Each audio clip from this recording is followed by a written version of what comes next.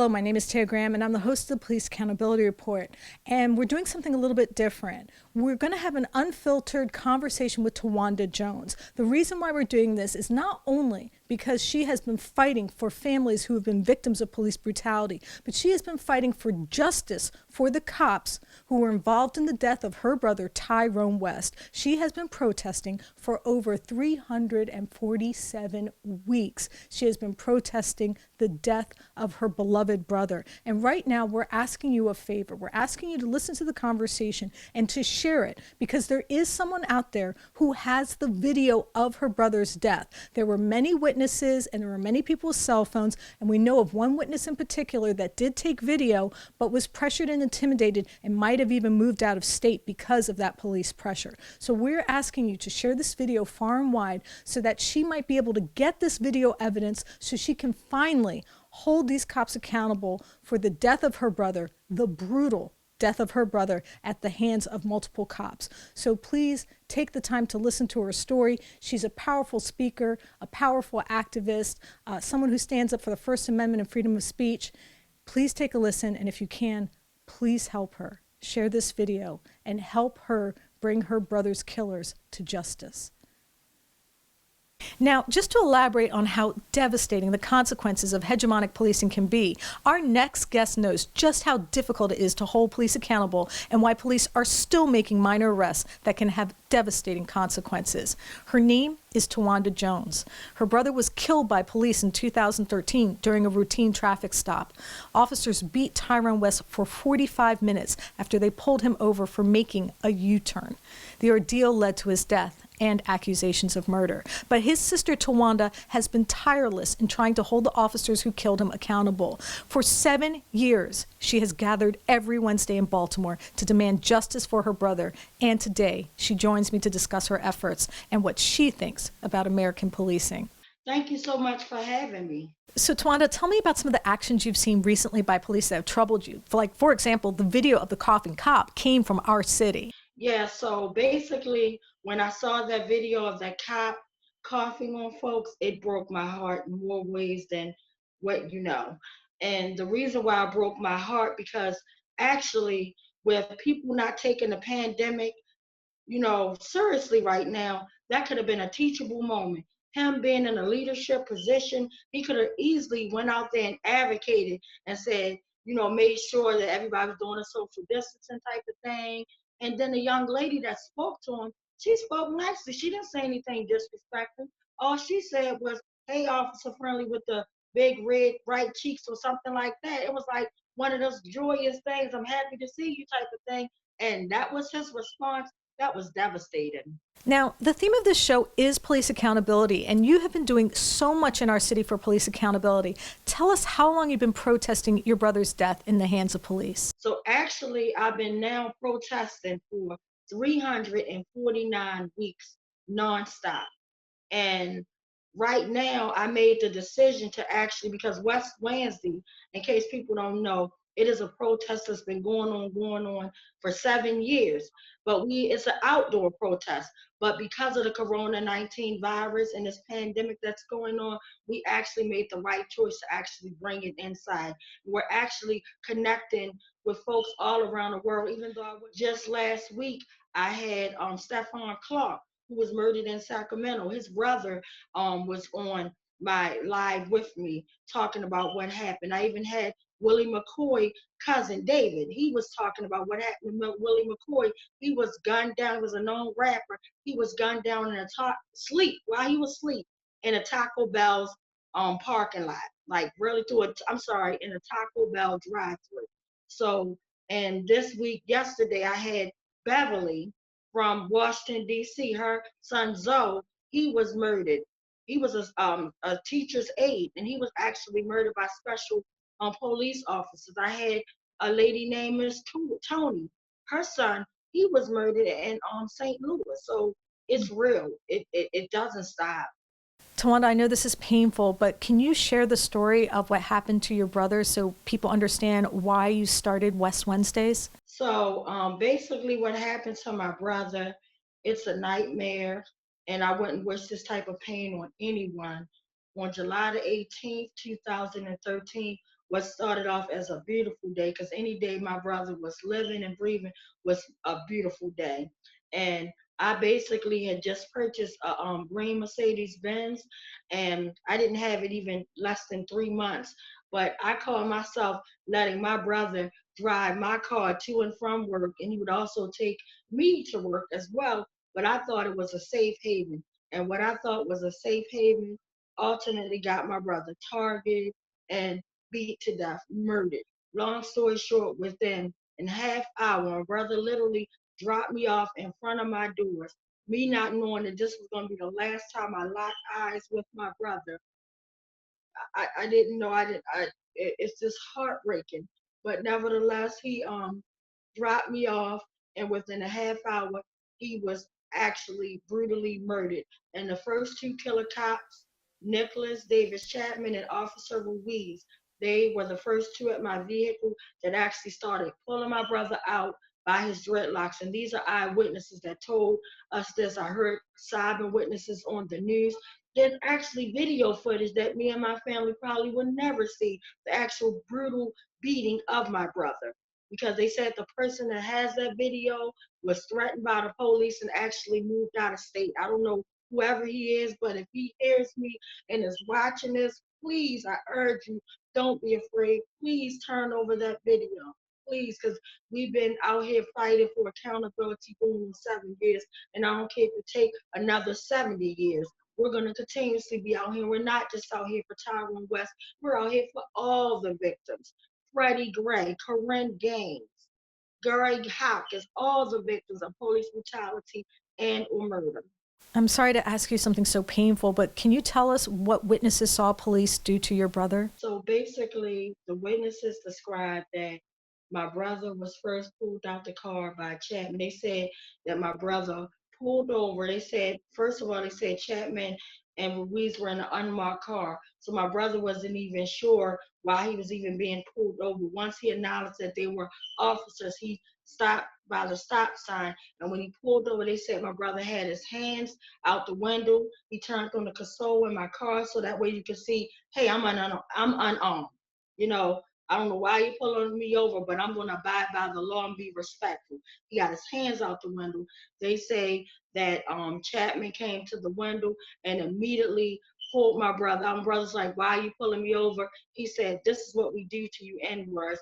My brother's like, what?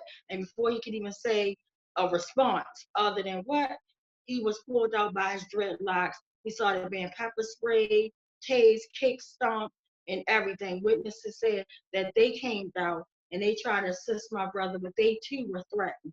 They were threatened with such foul language that I won't dare use. They was threatened with get the F back in your house type of thing. This can happen to you. And it was a dozen or more witnesses that actually saw the brutal beating of my brother. They said the way they described it, they said that some type of signal 13 came out where it allow a bunch of other officers to come. And at that moment, my brother's running because he's trying to breathe. He's running because it's fight or flight. I'm not going to fight you. I'm trying to survive. He's screaming, help, help. Trayvon Martin, he's yelling the victim name, right? He's screaming for help, help, help. And before you know it, they said at least about 11 to 15 officers or more was pepper spray. They said they got beat from one side of the street to the opposite side of the street, kick, stomp, and everything. Tased in his neck 3 times, stomped, just brutally beat to death. And then the saddest part, after he's brutally beat to death, he's basically gasping for air. He was then thrown into a prone position, face down after being pepper sprayed with chemicals. Face down, tased in his neck, face down on the ground. He can't breathe or anything. Handcuffed, his hands and his I'm feet so and sorry. everything are meeting in the center of his back. That's the hard position in which he was basically placed in. And then David Lewis from Morgan State University crashed his vehicle into Chapman and Ruiz's unmarked car to actually come, not to help my brother, but to actually come to that scene to set his 315-pound weight on an unarmed man that was gasping for air until my brother was no longer breathing. He was dead on Kentmore and Causeway. Was there any medical attention paid to your brother?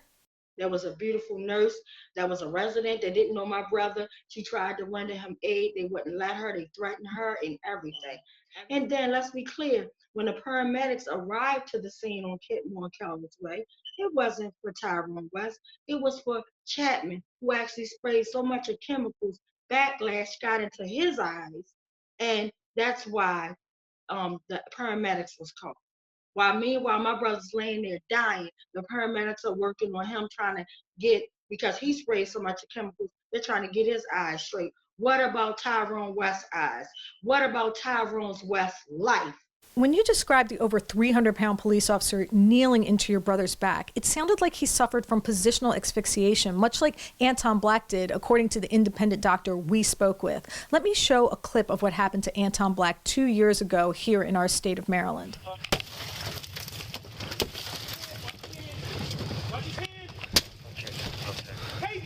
I'm tasing him. Taser, taser, taser.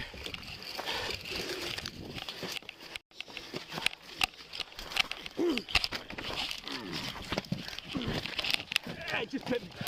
Jump on, jump on, jump on. Jump in here. Thank you. You were always there. He's schizophrenic. Yeah. John, R1 is king. That was really my mom. All right, grab his leg. No. Pull it out from under him. Now, the Maryland medical examiner decides the cause of death, and his story seemed to support the police officers. But just like with your brother, the same officers were in the room during the autopsy. Did you have any problems with the medical examiner? They had the killer cops in the room while they did my brother's autopsy report. Strike number one. Strike number two, they hid my brother's body for 5 days. My family was not even allowed to get his body until after. Matter of fact, can I take you back to July the 19th really quick? On July the 19th, after we literally saw my brother's dead body on July the 18th on the news. We knew that he was dead. I'm like, when I was calling around, my family thought I was going nuts because I'm like, something bad happened to Tyrone. And it was solidified and we saw it on the news. But nevertheless, when we went down to homicide, they kind of pushed my family off, told us that they were going to meet up with us with the next day on the 19th because they were dealing with a young lady who had got her throat slashed. And it was horrible. It was a teenager. So my heart instantly went out for that family. I'm like, oh my goodness. And the crazy part, when I wound up seeking counseling, I met the grandmother of the young lady that was murdered. When the detective showed up at my home on the 19th, I'll never forget it. This is 12 o'clock noon, the time that they said they was going to come. They came. They had Lieutenant Colonel Russell with them leading the way, and it was Detective Delgado, and it was another detective. They walked in our family home, and immediately the game began. And immediately my sixth sense said, I'm going to record these jokers. Everybody's like, I don't think you should. No, I don't have anything to lose. I started recording them. I can let you hear the recording. When they walked in, they already knew what they was going to say. First thing was, oh, well, we're sorry we didn't contact you, because my family was outraged. We're like, why didn't you call? Why didn't nobody call Tawanda? He had her car, whatever, y'all could have got, oh no, that's how they do on CSI. We don't do it like that. We wanted to run his fingerprints. We didn't want to give all this foolishness, which like we're stupid. Then the next thing was, oh, well, we found some drugs in the car. And I'm like, drugs? I said, you're lying. I said, I don't use drugs, nor do my brother. What are you talking about? Well, your car's going to be placed on a drug hold. I'm like, I don't care about a car. What happened to my brother Tyrone? You know what I mean? What happened? The last lie, what put the icing on the cake. Well, he's going to have his autopsy done today around 2:30. They said, but we want to make sure Mr. West didn't have any heart issues. We want to make sure that the heat didn't contribute with Mr. West's death. And I'm like, oh no, I got a doctor's report. My brother had just had a physical. I'm glad y'all said that he was totally fine. I took him to his physical because he had just got a promotion at his job and he was going to be doing other physical things. So they wanted to make sure that he was physically able to do the job. And he got an excellent report. You want that? Oh no, we don't want that. Oh, why don't you? So that was the last red flag for me. Why did the autopsy have so much impact? Why did it allow the police officers to go unpunished? So for them to already come in telling us what the autopsy was going to tell us 6 months later, And they said they're coming at 12 o'clock. And they're telling us we want to make sure he didn't die from the heat. And we make sure he wasn't dehydrated. We want to make sure all that the heat didn't play with Mr. West's death. And that's exactly what they came back 6 months later to say. And then the crazy part, after they did the autopsy, while they did the autopsy, they had the killer cops in the autopsy room while Pamela Southpaw worked on my brother's body. While she was doing her little report, that's what got the officers off. And that's what Greg Bernstein told my family when he met with us 5 months later. He said, well, I can't hold any officer responsible because in the autopsy report, it said Mr. West died from a heart attack, pre-existing heart problems. I'm like, what are you talking about? He was healthy. And I told Greg Bernstein, I got the report saying that he was healthy. I know that's a lie. He's like, well, don't worry about it. This makes good for a lawsuit. And I'm like, a lawsuit? We don't want a damn lawsuit. I want to know what kind of intimidation and pushback you have experienced from protesting your brother's death.